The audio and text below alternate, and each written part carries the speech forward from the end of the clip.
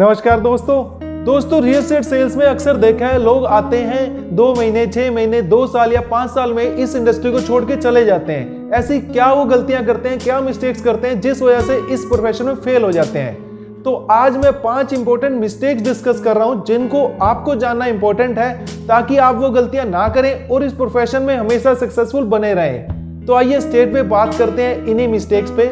Point number 1, financial mismanagement. दोस्तों ये इस इंडस्ट्री में सबसे बड़ा कारण है लोगों का छोड़ के चले जाने का।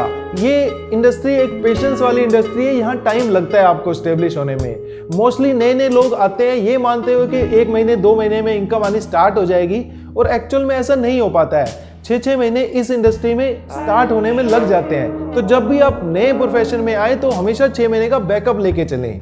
इसी तरह जब आप पुराने हो जाते हैं, कई बार 1 महीने 2 महीने बड़ा अच्छा काम हो जाता है और आदमी ये सोचता है अब ये इनकम रेगुलर आती रहेगी, उसके बेस पर कुछ डिसीजन ले लेता है, कोई बड़ा घर ले लेता है, बड़ी कार ले लेता है, या लोगों से लोन भी ले लेता है, बड़े ऑफिस वगैरह अपने सेटअप कर लेते हैं, और वो इनकम आगे कुछ महीने नहीं आ पाती। उस वजह से उनका फाइनेंशियल प्लानिंग सारी बिगड़ जाती है और उन पे एक प्रेशर आना शुरू हो जाता है, जिसकी रीजन से वो इस इंडस्ट्री को ही छोड़ने का डिसीजन ले लेते हैं। तो मेरा यहाँ पर आपको सजेशन है कि हमेशा अपनी फाइनेंशियल प्लानिंग बना के रखें। अपने पास जहां तक हो सके 4 से 6 महीने का हमेशा बैकअप रखें। उसके बाद जो एक्स्ट्रा पैसा है उससे आप अपनी प्लानिंग कीजिए, उसके बेस पे आप अपने जो बाइंग के डिसीजन है वो लीजिए। Number 2 mistake, focus on other things. दोस्तों इसको एक एग्जांपल के थ्रू समझते हैं। सपोज आपने कोई आउटलेट शुरू करा खाने पीने का, सपोज समोसे का कोई आउटलेट आप स्टार्ट करते हैं, तो आप फोकस करते हैं कि एक फैंसी सा नेम उस दुकान का रखा जाए, उसके अलावा वहाँ पर टेबल चेयर बड़ी अच्छी सुंदर सी लाई जाए, वहाँ लाइटिंग करी जाए, लोग बैठते हैं उनके लिए म्यूजिक चलाया जाए, और इसके अलावा खाने पीने की प्लेट्स कैसी होंगी, उसके बाद उनका चम्मच बर्तन क्या होगा, इन सारी चीज़ों पर आप फोकस कर रहे हैं। और एक्चुअल में आप क्या फोकस नहीं कर रहे हैं, समोसा उसकी क्वालिटी कैसी होगी, उसके अंदर क्या इंग्रेडिएंट्स होंगे, कैसे वो टेस्टी होगा, कैसे औरों के मुकाबले वो लोगों को अच्छा लगेगा।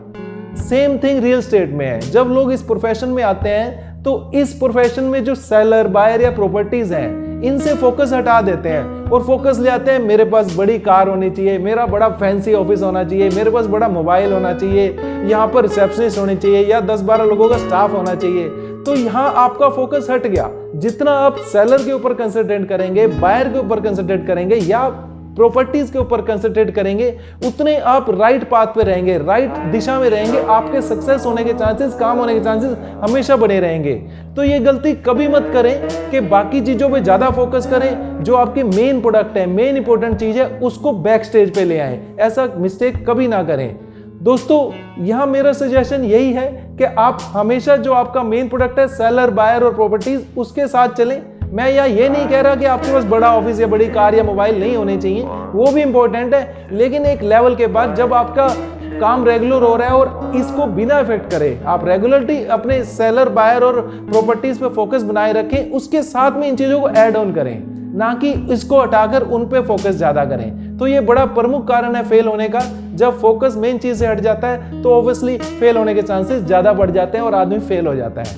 Number 3 mistake, mindset. दोस्तों कुछ लोग माइंडसेट ये रखते हैं कि इस प्रोफेशन से इनकम दूसरे प्रोफेशन में ज्यादा है और उस वजह से यहाँ पर अपना कंसंट्रेट नहीं बना पाते हैं। वो हमेशा सोचते रहते हैं कि मेरी फैक्ट्री लगा लूं, कोई रिटेल का शॉप कर लूं, या कोई XYZ काम कर लूं जिसमें इससे इनकम रेगुलर और ज्यादा आती है। तो उस वजह से हमेशा उनका मन और ध्यान उधर रहता है और इस बिजनेस को बिल्कुल भी ध्यान नहीं दे पाते हैं। तो यदि आप किसी बिजनेस में कम ध्यान देंगे या अपने हाफ हार्टेडली काम करेंगे तो ऑब्वियसली वहां फेल होने के चांसेस आपके ज्यादा रहेंगे। इसी तरह कई लोगों का माइंडसेट होता है कि ये तो पार्ट टाइम बिजनेस है, या फिर ये तो एक सीजनल बिजनेस है, जब मंदा है इस बिजनेस को छोड़ दो, जब कभी तेजी आएगी तो इस बिजनेस को फिर से ज्वाइन कर लेंगे। बट एक्चुअल में ऐसा नहीं होता है। तेजी में भी वही लोग कमा पाते हैं जिन्होंने मंदे में लोगों के साथ दिया होता है, मंदे में जो कांस्टेंट इस बिजनेस में लगे रहते हैं। तो यहाँ पर मेरा सजेशन ये है कि अपना माइंडसेट क्लियर कर रखें कि दुनिया का सबसे बेस्ट प्रोफेशन यही है, आपकी लाइवलीहुड इससे चल रही है, आप इससे इनकम जनरेट कर रहे हैं, इसको पूरा रिस्पेक्ट दें, इसको पूरा टाइम दें। और यदि आपके मन में यह है कि किसी और बिजनेस में मुझे जाना चाहिए और कुछ और जगह इनकम ज्यादा है, तो यहाँ सजेस्ट करूंगा पहले आप उस इनकम को उस बिजनेस को कर लीजिए। यदि आप सक्सेसफुल हो जाते हैं बहुत बढ़िया, अदरवाइज वहां से फेल होके आते हैं तो कम से कम फिर उसके बाद आप 100% इस बिजनेस को दे पाएंगे। इसलिए अपना माइंडसेट हमेशा क्लियर रखें और इसको पार्ट टाइम बिजनेस या सीजनल बिजनेस ना माने, तभी आपकी इसमें सक्सेस है और तभी आप इसमें फेलियर होने से बच पाएंगे। Number 4 mistake, limited working. दोस्तों इस प्रोफेशन में, रियल एस्टेट में मैंने कई बार देखा है कि कुछ लोग सिर्फ बिल्कुल लिमिटेड वर्किंग करने लग जाते हैं। बहुत गिने चुने उनके पास इन्वेस्टर होते हैं, उनके लिए काम करते रहते हैं, या 2-4 सेलर हैं उनके साथ काम करते रहते हैं। ये काम कुछ टाइम तो ठीक है, लेकिन किसी वजह से यदि वो 2-4 लोग जो इन्वेस्टर हैं या सेलर हैं आपसे दूर हो गए तो आप बिल्कुल जीरो पे आ जाओगे, आपके फेल होने के चांसेस बढ़ जाएंगे। यहाँ मैं सजेस्ट करूंगा आप इस प्रोफेशन को रेगुलरिटी में लाएं। आप कभी भी ये गलती मत करें कि अब मेरे को मार्केट की अपडेशन नहीं लेनी या मार्केट के बारे में आपको अब इंफॉर्मेशन नहीं रखनी है, बिकॉज जितना आप इसको रेगुलर करेंगे, रेगुलर बेसिस पे आप लीड मैनेज करते रहे, लीड नई जनरेट करते रहे, आपके पास मंथली बेसिस पे नया बायर जरूर आना चाहिए। उसी तरह वीकली और मंथली आपके पास प्रॉपर्टीज भी आनी चाहिए। जब आप इसको रेगुलर रखेंगे तो आपके फेल होने के चांसेस उतने कम हो जाएंगे, क्योंकि अब आप मासिस में खेल रहे हैं, क्वांटिटी पे खेल रहे हैं। जितनी थोड़ी क्वांटिटी में आप खेलते हैं उतना रिस्क ज्यादा है। जब ज्यादा लोगों के साथ आप काम कर रहे हैं, ज्यादा बायर हैं, ज्यादा सेलर हैं और भी रेगुलर बेसिस पे एक प्रोसेस चल रहा है, तो आप फेल नहीं हो पाएंगे।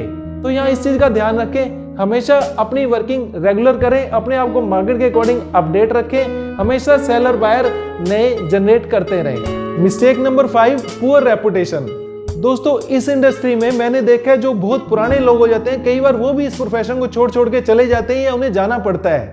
इसका प्रमुख कारण होता है कि जब वो अच्छा कर रहे होते हैं, जब उनको सफलता मिल रही होती है, पैसा कमा रहे होते हैं, तो वो पैसा या सफलता उनके सिर पे चढ़ के बोलती है। जो उनकी रेपुटेशन थी किसी टाइम पे वो बिगड़नी शुरू हो जाते हैं, क्योंकि अब वो अपनी कमिटमेंट पे नहीं रहते हैं। लोगों का पैसा लिया, उनका नहीं दिया, या अपना लेन देन का हिसाब प्रॉपर नहीं रखा, एक तरह से उनका हाथ अब साफ नहीं रहता है। उसी तरह वो मैन ऑफ वर्ड्स नहीं रहते हैं, कोई उनकी कमिटमेंट की वैल्यू नहीं रहती है।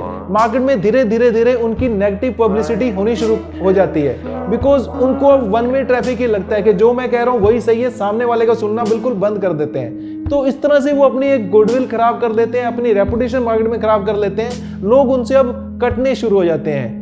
तो यहाँ मैं आपको सजेस्ट करूंगा, कभी भी पैसे को या सफलता को अपने सिर पे हैवी मत होने दो। अपनी एक पर्सनैलिटी रखो, एक प्लीजिंग पर्सनैलिटी रखो, सामने वाले का पॉइंट ऑफ व्यू जरूर सुनो, बायर को या सेलर को एक रिस्पेक्ट जरूर दो, चाहे आप कितने भी बड़े हो गए हो, लेकिन आप एक सर्विस इंडस्ट्री में हो तो उस सर्विस इंडस्ट्री की तरह ही अपने आप को बिहेव करो। तो इस चीज का पूरा ध्यान रखें कि आपकी रेपुटेशन और गुडविल हमेशा बढ़ती चली जाए और आप इस प्रोफेशन में उतने ही सक्सेसफुल होते चले जाओ। दोस्तों वीडियो अच्छा लगा हो तो प्लीज इसे लाइक करें, अपने बाकी दोस्तों के साथ भी शेयर करें ताकि उन्हें भी इस वीडियो का बेनिफिट या एडवांटेज मिल सके। और यदि चैनल को अभी तक सब्सक्राइब नहीं करा तो प्लीज चैनल को सब्सक्राइब करें। इसी भरोसे के साथ मैं विकास अरोड़ा, रियल एस्टेट एक्सपर्ट, आपसे विदा लेता हूं। Wish you best of luck. Thank you.